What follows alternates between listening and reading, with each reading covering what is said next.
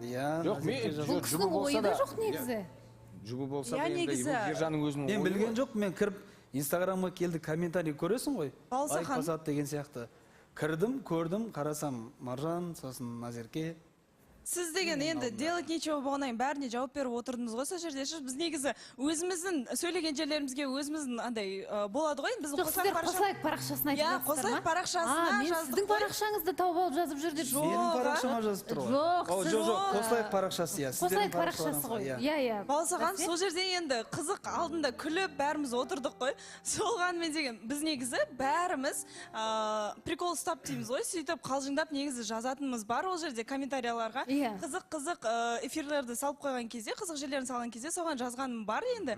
Мен деген олай қосылайық парақшасына ғана емес, барлық осы жерде отырған көбінесе қатысушылардың парақшаларының астына да сөйтіп қалжыңдап негізі жазатын бар. Сондықтан өзіңізге көп алмаңыз сөйтіп. Мен сіздің Енді- келгеніңізді қалап отқан жоқпын, мен қасымда. Балауса ханым, қараңызшы.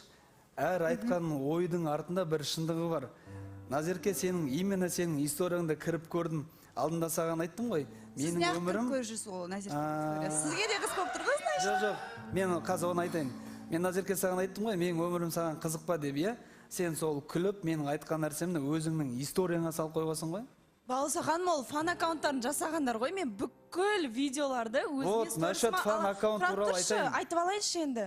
Сөйтіп жасап қойған екен да, енді күліп сол жерде тоже прикол ұстап жасап қойған ғой. Содан кейін мен салып қойдым. Ол жерде Мерей екеуміздің билегенімізде салдым, барлығын салған болатын. Сондықтан да білмеймін енді асыра сілтеп мына жерде айтып отырған. Асыра сілтеп Сіздің емес. осы Мен айттым, сен сөздерің- күлдің. Иә, Ержан айта Ештеңе. беріңіз. Ештеңе болды уже. Мына кісі бәрін Баласахан серьезно қабылдайды екен де, енді арасында әзіл кетіп қалады ғой, енді прикол ұстап емес, әзілдесіп сөйлесіп қаламыз ғой комментарийді. Сонда серьезно қабылдап жүр екен да. И неге ма сториске ответ жазып, маған дайректке жазып жүрсіз? Маржан, Сізге жазып жүр ма?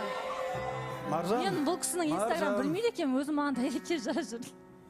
Маржан, жұмақтан келген сияқты әппақ болып киініп алыпсың ғой. Бұл кісі ше комплиментті өлтіреді осылайша. Аппақ жұмақтан кейін ханшайым деп ше.